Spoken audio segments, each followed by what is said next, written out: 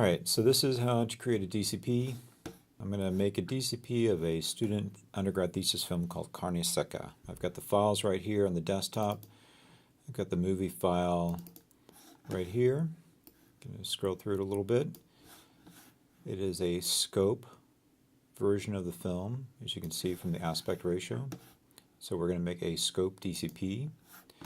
I also have all the audio files here. So the QuickTime should have a reference audio file because you'll need that just to sync up the 6 tracks of audio. So we're interested in center, left, LFE, left surround, right surround. The process I'm using is going to use Adobe Premiere. We will have a video on how to do this in Avid, but I'm going to start off by showing how to do it in Adobe Premiere.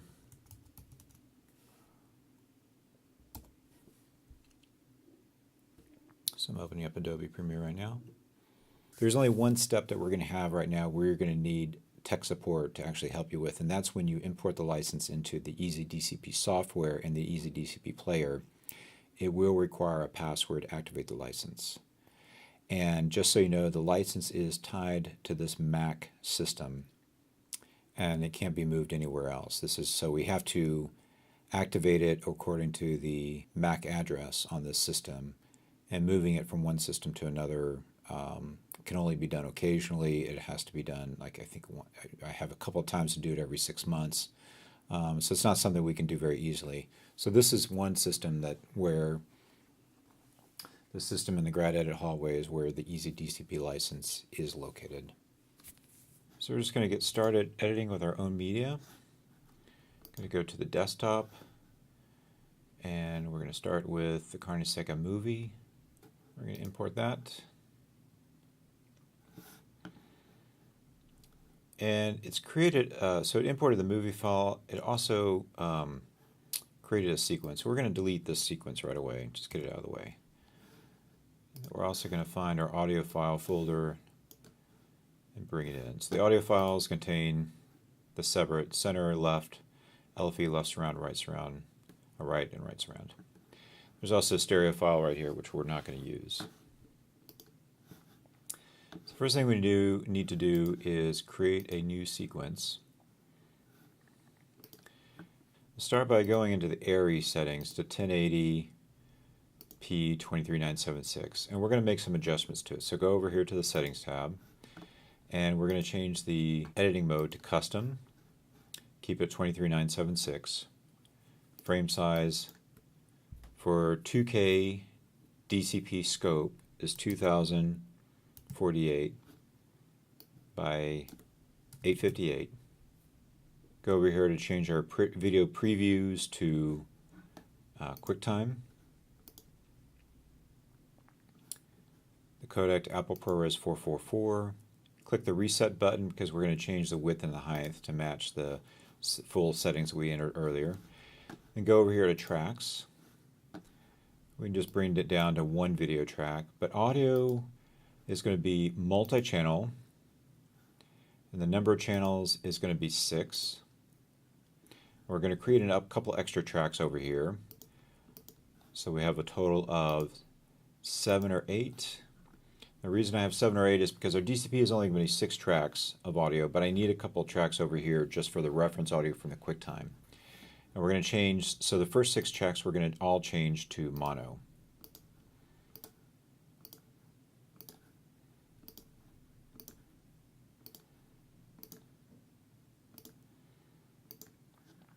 We're going to change the output assignment so that 1 and 2 are on 1 and 2, which is the default. We're going to change 3 and 4 to 3 and 4 and click 1.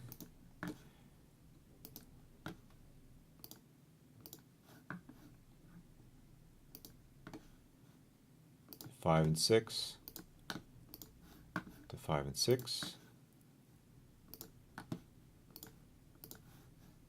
Click OK.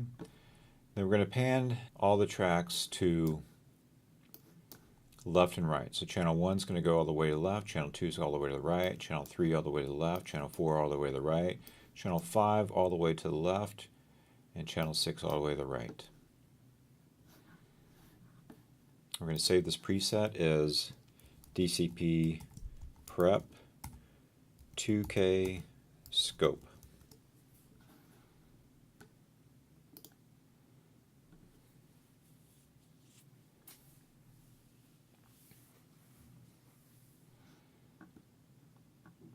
Now we can load up we've got our preset selected. We're going to name the sequence Carne Seca DCP prep. Click OK. And well, first we're going to open up our QuickTime. And you can see that it was 16 by 9 HD QuickTime, but it's letterboxed to be scope. This is 239, or very close to it. So that's why we're making a 2K DCP. If this was full frame, we would be making a flat DCP, which would be 1998 by 1080. So we're going to take this file. We're first going to map our audio channel over here for the video QuickTime down over to 7. And we are going to just drag the QuickTime down, place in the timeline. And we are going to keep existing settings. We're not going to change the settings to the QuickTime because we have custom settings we want to keep. So now you can see we have a waveform down here. And visually inspecting the waveform is going to be important because that's kind of how we're going to sync up our audio tracks. So we're going to open up our audio tracks, and the first thing we're going to do is sync up the center track, because we're making an assumption that if nothing was manipulated after the mix, that all of these 5.1 tracks are the same length, the same start and end point. But in this little stereo suite, we can't monitor 6 tracks of audio. We can only monitor 2 tracks of audio. And so I'm going to have to take the center track, even though it's not going to stay on track 1 or 2. I'm just going to put it on track 1 right now just to see how we can sync it up.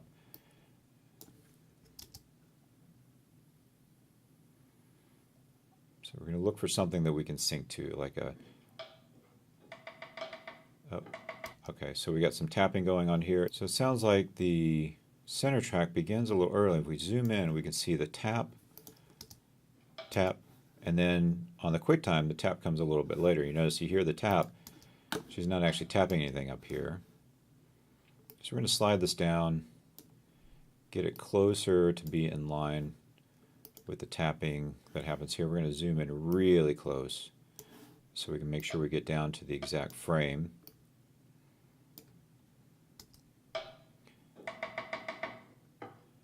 Okay, so now the center track is in sync. It looks like there was some extra head added to the QuickTime after the mix, so this is just all silent. You can see there's no audio whatsoever even in the QuickTime until the center track starts, so that's good. I'm going to go down to the very end of it and make sure we don't drift out of sync, that everything sort of stays in sync throughout the entire timeline. And I'm looking for, so this looks like it's on the left and right channels, but over here on the center track, yep. So this is all, you've got some little table hits here, and this is all still in sync. That's great. So we're going to move, going to zoom in again at the very head.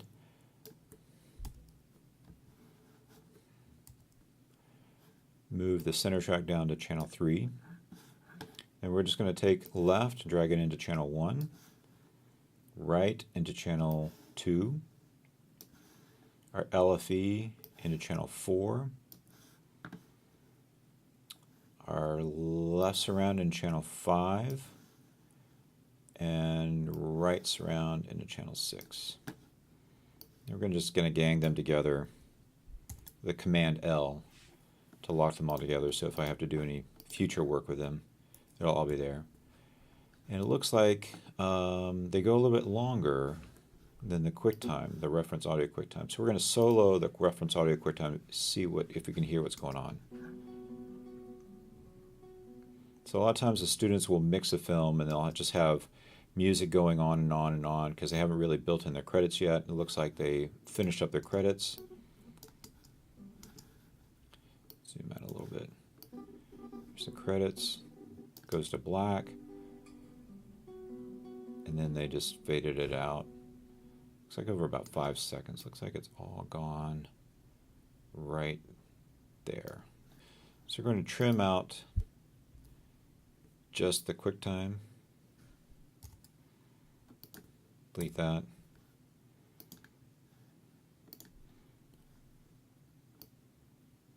We'll make this about, I think it starts fading out around right there.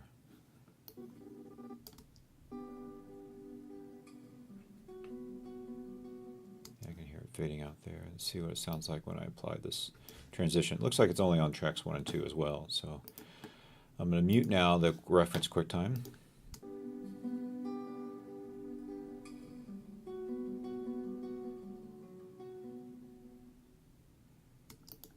That seems pretty close.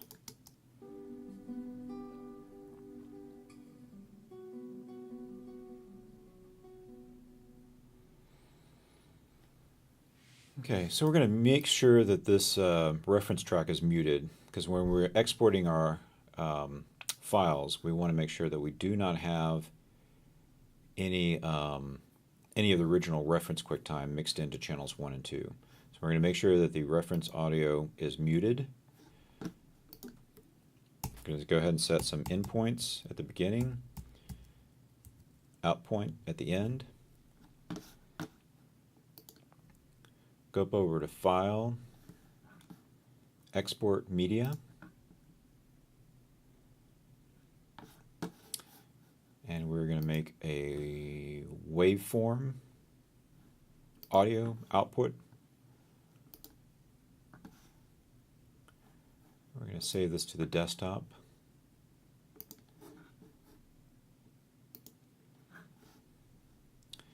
We're going to change our audio settings from stereo to 6-channel, 24-bit, because DCP audio is 48,000 hertz, 24-bit sample depth, and we're going to export each file as a separate channel. And then click Export. Oh, make sure that your sequence in and out points are set, that we're not doing a whole sequence. Make sure it's the in and out points that we just set. And export. And it'll just take a few seconds, and then we can move on to manipulating the picture. So because we started with a QuickTime that was 16 by 9, 1920 by 1080, but we're making a DCP that is 2048 wide, we need to scale up the image to fit the borders. So we're going to double click it to highlight it in the preview window, click on the effects controls, click down on the motion tab, and we're going to scale it up. And this is my experience that making a scope DCP, we need to scale it up by 107%. And that'll fit the image range. If you're working from 16 by 9 HD and scaling up to flat, you'll scale it up by 104%.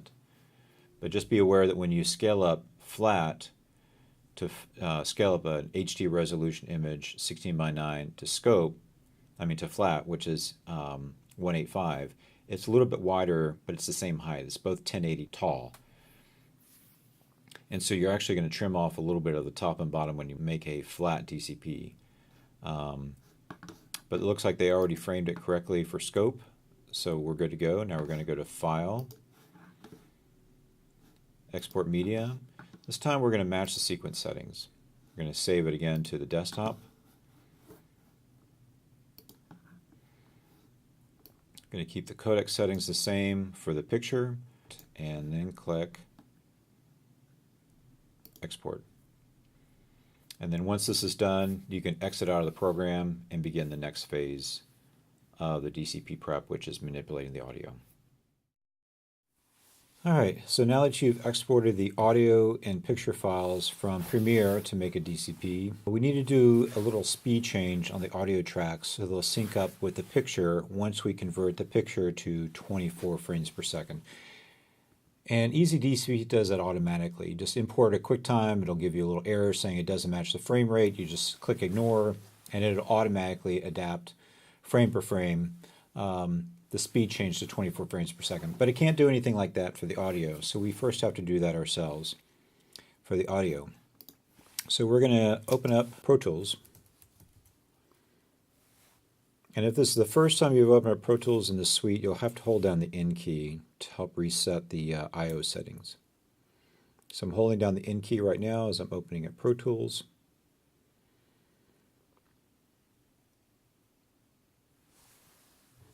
All right, here we get your options for, we're going to use a built-in, just set this to built-in output. We're not actually going to monitor any audio that we're just going to use it for converting the speed, the sample rate on the audio. So just change it to built-in output because we're not going to be monitoring any audio, and leave everything else okay. So we're going to create a new session. Keep it on local storage. Make sure it's 24-bit and 48 kilohertz sample rate. And let's go just put it on our desktop as well. Click Create. You go to File, Import, Audio. And these are the files that we exported out of Premiere earlier, 1, 2, 3, 4, 5, 6. I'm going to shift click all of them and copy all to Clips to Import window. Don't add, we're going to copy all because we want to apply a sample rate conversion of, since we're working at 48 kilohertz, we're going to convert it to 48,048 hertz, which is a 1% change up for NTSC to film. We're going to keep the quality to tweak head, which is the slowest, and then click Done. It's going to put it, so it created, when we created the project on our desktop, it created the project folder, DCP Prep, and there's folders in there called audio files.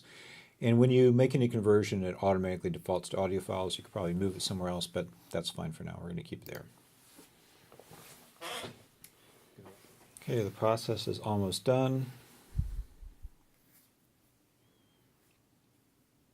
Okay, now that the process has been done, it gives you an audio import option box, and we're going to leave it on New Track and just click OK. At this point, we're not going to play these tracks, but we're going to visually inspect them to make sure that they look right. So here we have our left track, right track, center track, LFE, left surround, right surround. Depending on how this is mixed, you probably won't see a lot on the LFE, maybe not on the left surround or right surround. I'm going to scroll to the end and make sure there's audio. It doesn't look like there's really anything. Even though it doesn't look like there's anything on these audio tracks, there's probably something really subtle and low. Because even in these areas, like this is ambience in here, but you don't actually see anything, but there is probably ambience on this left and right track. The center track though, dialogue, you just want to make sure that you go scroll all the way to the end and you don't see anything like cutting off unexpectedly. It should look visually like what you had in Premiere.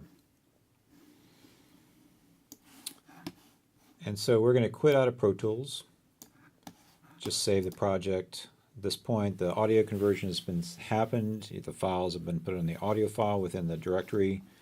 So here's the DCP Prep audio project, Pro Tools project. Here's the audio files. And here's what we're actually import into Easy DCP. So we're going to open up Easy DCP, DCP Creator.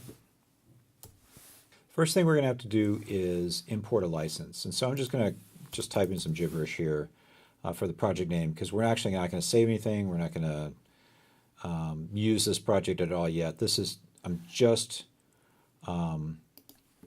opening up this, ignore this dialog box. This just lets you know that there's an update. We don't have a need to purchase it at this time, so you can just close this. And I'm going to click on the Do Not Notify on Startup until the next version is available, just so I don't see this all the time. But if you were to go through the process of making DCP at this point, you can make a DCP and it would play in a DCP server, but in the upper left-hand corner of the screen, there would be a logo watermark. And what we need to do to avoid that is we need to import our license. So we are going to go down to the question mark menu and pull down to Import License and Certificates. You don't need to request it. You don't need to get the license information. We've already done that for you. We have the license, and I'll show you where it is in just a moment. So we are going to import license and certificates. And so here's the point where we have to navigate to find the license. And I have them stored on temp storage in the folder called Easy DCP Licenses. And you need to scroll this out because there's two licenses here. One is for the creator, one is for the player. So you want to click on the one for the creator, since we're in creator, and click open.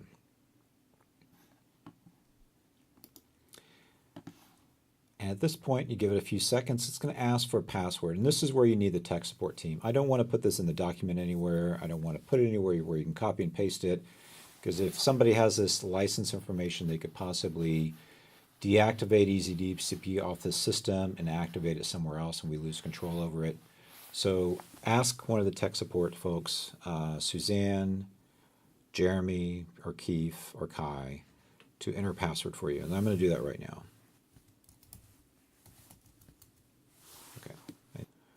Okay. So the signer certificate was successfully imported. The server certificate was successfully imported. The license is valid. Please restart the application to make the changes effective. So you click OK. I'm just going to do a Command Q to quit Easy DCP, and then I'm going to reopen it. And while you're here importing the license for Easy DCP Creator, we might as well also do it for the player as well. So I'm going to go ahead and open up Easy DCP Player. It's going to tell you have not imported your server certificates. You don't want to request them because we've already requested them. So we're going to click no. Oh, there's a little weird thing about the player when it opens up this dialog box. You can't do anything in this window because it's expecting you to do something over here. You want to close this dialog box, and now you can click no for import the certificates. And again, we're going to go over to the help menu. We are going to go to import license and certificates. And we're going to go again to the temp storage, Easy DCP licenses, and import the player plus license. Click on open. And this one didn't ask for the password. It said importing license and certificate set succeeded. So never mind about you needing another password for this one. I'm going to quit out of Easy DCP Player. We'll show you how to play a project later after we make the DCP for this carne seca. So now we're actually in Easy DCP Creator, and we are going to create our project. And this does matter what you enter in this category. So the project name is going to appear in some places when you import this package into a server. So you do want to call it the title of the film, Carne Seca, and click, you want to use the interop instead of SMPTE packaging. Interop is the original packaging format for DCPs, and it will play anywhere. Some of the older servers will not know what to do with the SMPTE packaging, so we definitely want to use interop. It'll give you fewer options. For interop, you can only do 24 frames or 48 frames, 2D or 3D. If you unclick that, you get more options as far as frame rates. SMPTE will do 24, 25, 30, 48, 50, and 60.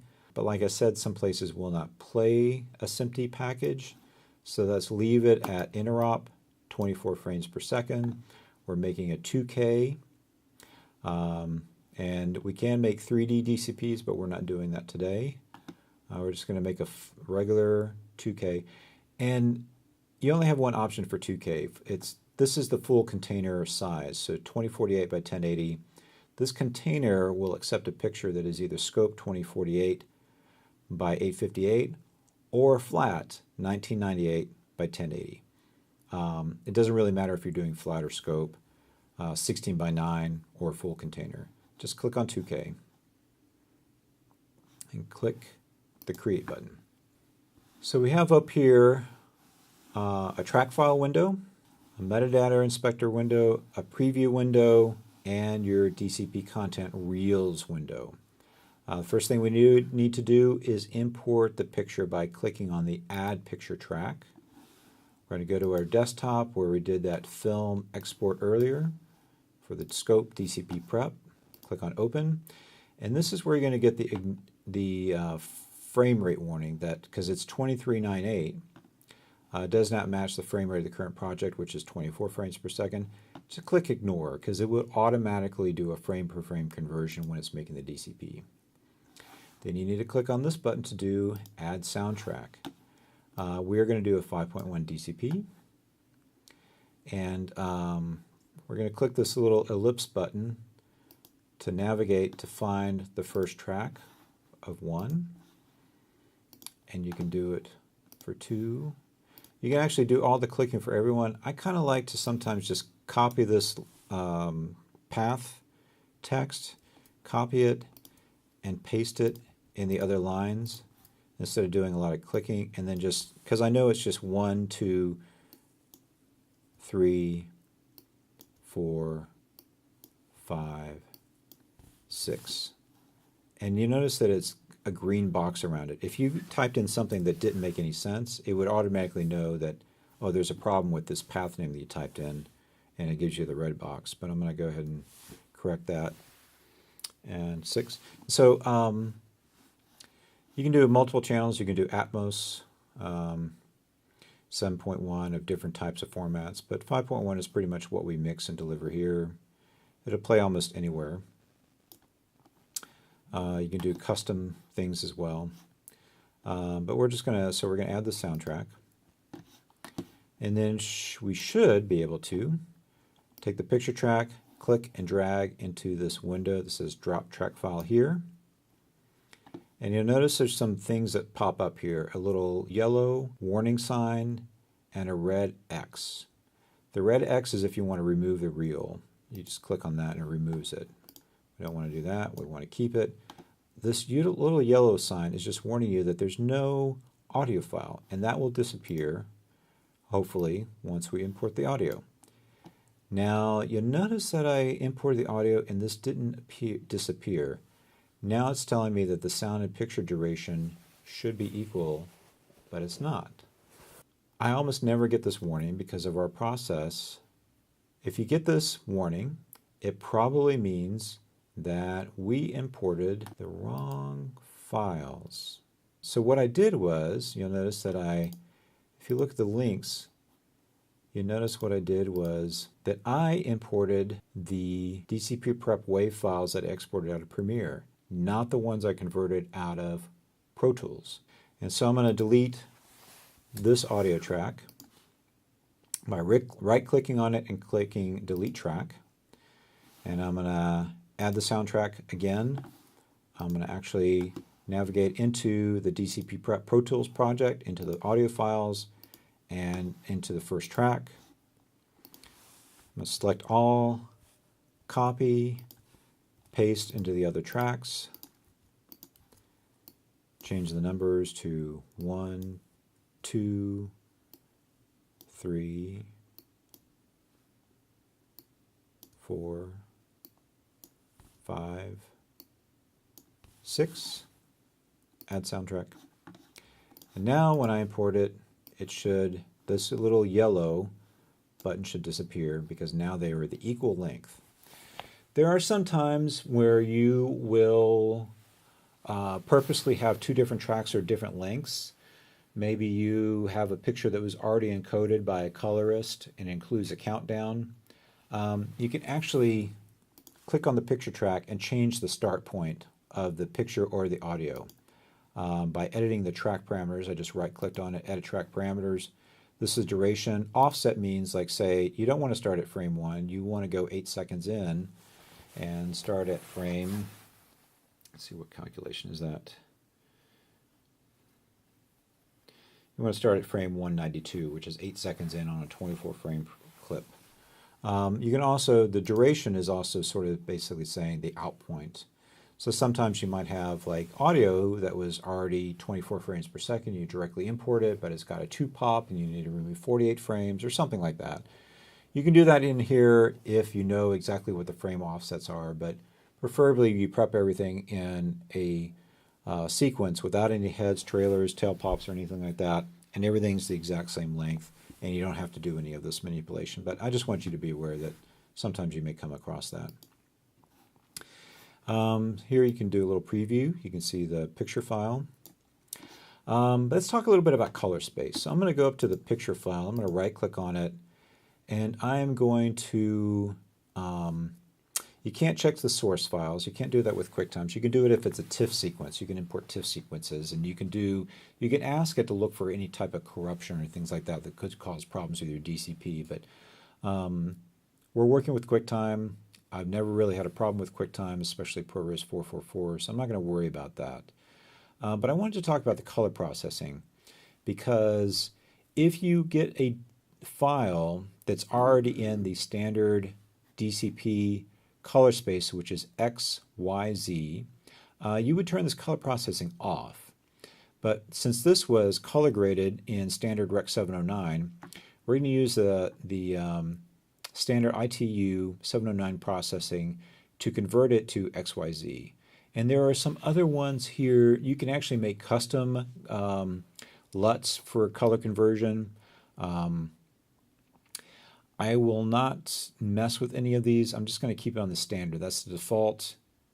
It works really well, especially if you're working with 444 footage. I think if you're working with 422, you may want to try and do it with this ITU 709, but I don't have a lot of experience with that. I've just found that in our process, working with ProRes 444 files and using the standard ITU 709 processing will give you a great looking picture. You also have options here for encryption, which we will not deal with. And this track file is not a reference, it is the actual track file. So I'm just going to click out of this box so I don't change anything.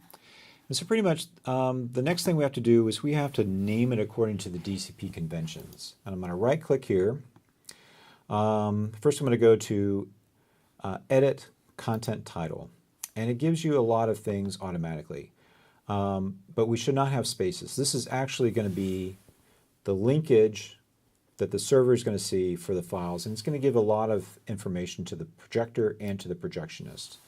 So the first thing I want to do is I want to write carne seca without any spaces. So I'm going to write, and it's all uppercase. I'm not even hitting the shift key right now, but as I type, it's all uppercases. So it's carne, and I'm going to do a little dash, not an underscore, it has to be a dash, seca. I'm not going to worry about the content type because we're not doing, oh yes, sorry, the content type, this is a short subject. Not going to worry about the version number.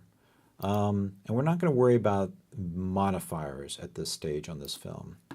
But we do need to look at the projection aspect ratio. This is going to be a scope DCP 239, 2048 by 858. The interior aspect ratio is sort of the same thing, it's 239. The language is Spanish. I think they listed it as ES. And the subtitles are in English, EN. We're not going to worry about the caption because it's not open or closed caption. It's actually burned into the film. We're not going to worry about territory. We're not going to worry about rating because we don't have an MPAA rating. Audio type is 5.151. There is no hearing impaired additional track. There is no additional sound format. We don't do Atmos mixes here. D-Box is a motion seat sensor track. We don't have any of that. The resolution is 2K.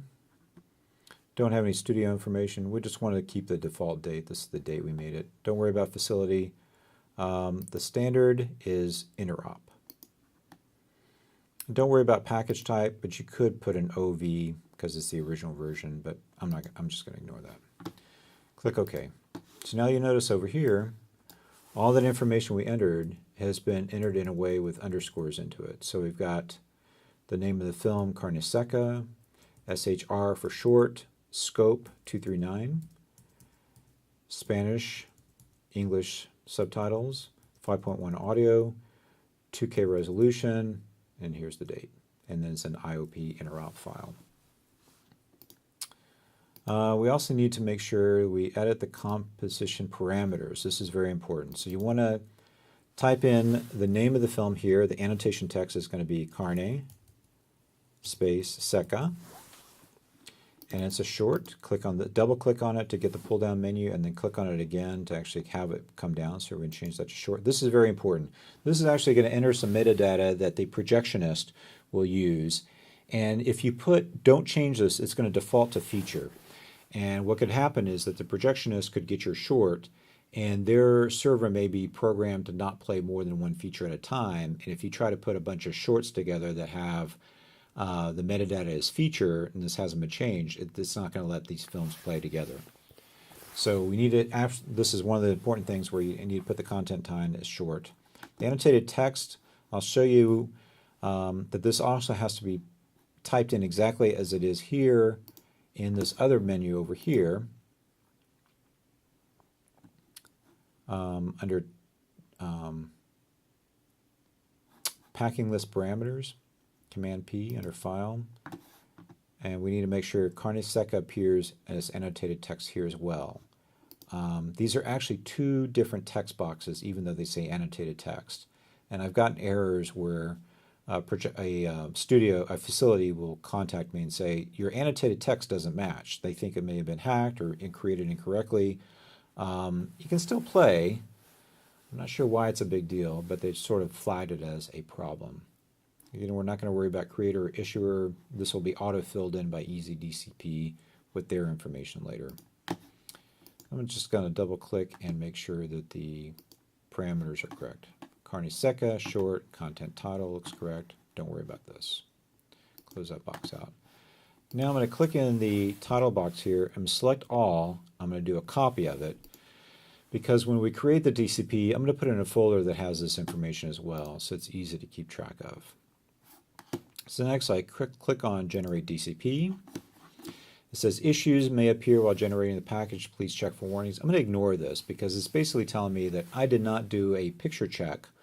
Like I said, you could do with TIFF files, but you can't do it with QuickTime files. And since I'm working with QuickTime files, I can't do a picture check. So I'm just going to ignore this.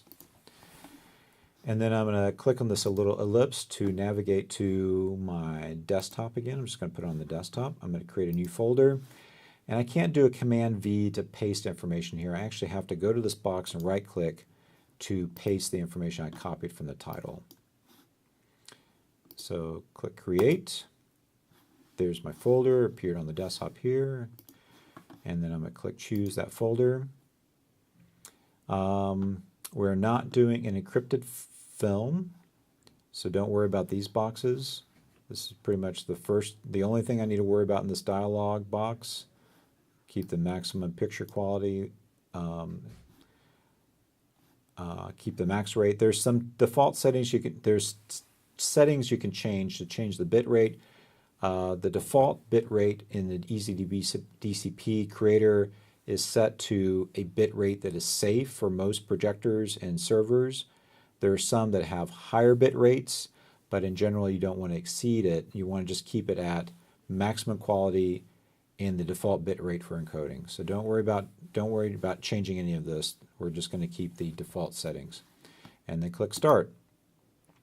The soundtrack files are basically just sort of repackaging them so the copying process goes very quickly, but the picture actually has to take some time to re-encode. And this pipeline is going to take a little while. And then even after it finishes encoding, it has to do a hashing of the files, which takes another couple of minutes. So this process is going to take a while. I'm going to stop the video right now and let this process cook a while, and then I'll come back and show you how you can do a full screen recording. All right, so now that the DCP has finished generating, you can click OK to close out this. So we've finished creating the DCP. It's finished processing. It's hashed the files. And you get a message. You should get a message saying the package generation is successfully finished. So you can click OK. You can quit out of this application. And I wouldn't really save it. I mean, there's not a lot that you did in this. You shouldn't really have to come back to this. So just don't worry about saving the project. I want to take a look inside the folder that has your DCP. So I double-click the folder that we created the DCP in. And you see there's a series of files. And I'm just going to explain what these files are briefly as I understand it. The first thing you'll notice there's the files that it creates have these sort of just random alphanumeric names. But they all end with underscore J2C for the picture files. They're MXF files, J2C. You can see this is a large file, this is a picture file. Then your audio ends with underscore PCM.mxf. This is the picture and the audio. But you can't play these separate in a DCP. You have to keep all these files together, and you cannot rename them. You cannot touch them in any way. You can't make any modifications to them. The first thing that when the server looks at is it looks for this asset map to find out where the volume index is, the packing list right here, the PKL packing list. CPL is like the license container information. And all these files are needed together to play the DCP. So you should never, ever touch these files in it. So for delivery to a film festival, if it's small, if it's a short film, you can probably zip it up. I'm going to compress it. You can probably zip it up and use like an FTP server or UT box or some or Google G Drive or something like that to post it online, and the film festival can download it from a link you send them. You may want to get a USB drive that you can bring to the tech staff, and the tech staff can take this DCP and convert it, copy it over to your USB drive, but it has to be special formatting. It has to be actually a Unix ext 2 or 3 formatted drive. And that's something we can help you with. We have a special station set up on our network where we can do, just for DCPs, we can do copying over to specially formatted drives just for DCP delivery.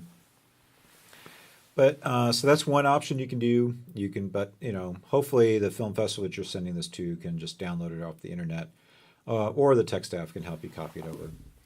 But I wanted to show you actually how to play a DCP just to check it and make sure that you're happy with it.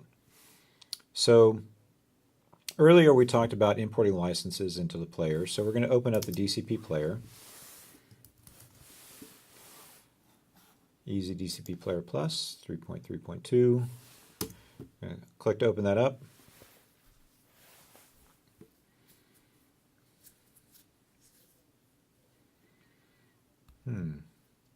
So it says, first of all, that you have not yet imported your unique server certificates required to receive KDMs. Do you want to request them now? I'm going to say no, because KDMs are basically a key for encrypted packages. And we do actually have certificates available for playing back encrypted DCPs, but I'm not going to import them right now. So we're just going to ignore the certificate request for KDMs because any DCPs that we create are not going to be encrypted, and we're not going to worry about that. So we are, no, we are not going to request them right now. So you open up the package using File, Open Package, go to your desktop where we have the DCP, click on the folder that actually contains it. You're not going to see anything you can click on here, but just click on the folder and then click Choose. And it's going to read the contents, and it's going to open it up in this playlist editor window.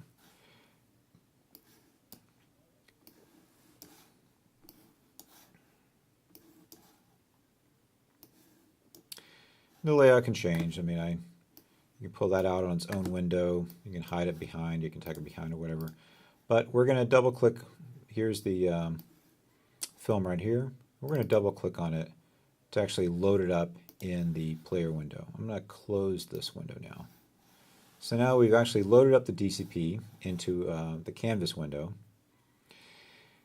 And before I play it, I'm going to do one more thing. I'm going to click the A key to bring up this window that is the audio waveform analyzer. And the main reason is because when I play this DCP, it will convert the audio output to stereo so that I can hear all the dialogue tracks and hear all the tracks. But I want this waveform monitor just to kind of let me know as another assurance that the tracks are as they're supposed to be. So we should have on channel 1 the left track, channel 2 the right track, channel 3 should be the center track. And if I click over here in the timeline, right here, you can see that channel 3 indeed shows more of a waveform than the other tracks because there's actually Probably dialogue or main sound effects or something here. I'm just going to click through the film. And you can see that there doesn't appear to be anything on the left or right surround tracks. Looks like a little bit of ambience noise on the left and right track here, but the left and right surround, just basically a flat line, there's nothing there. Let's go to the end where we have music. Still nothing on the left and right. So this looks kind of like a 3.1 mix. I don't really see anything on the channel 4, which is the LFE. But if you're really familiar with the mix and what your files are, this is one way to sort of check and see what you have. I'm going to shrink this window a little bit. Pull down this option. So this should be defaulted to viewing it in not XYZ color space, but in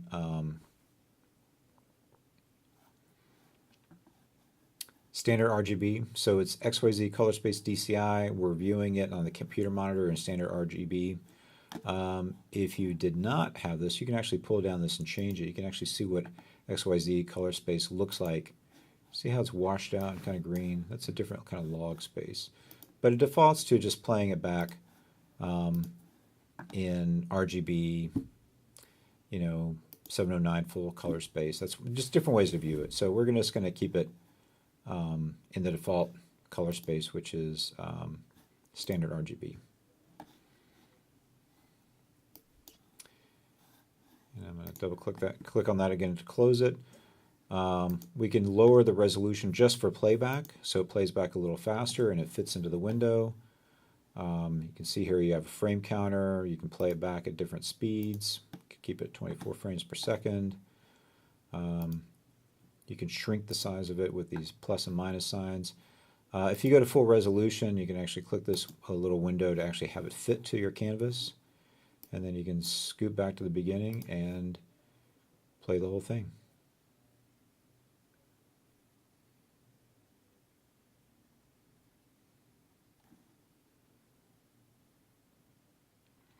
Another way we can test the files for you is playing it back in our theater. So if you finish up the DCP, you can request some time to QC it on our theater. So here it's kind of stuttering a little bit. I feel like it's stuttering a little bit. I'm going to lower the resolution so it plays back in real time better.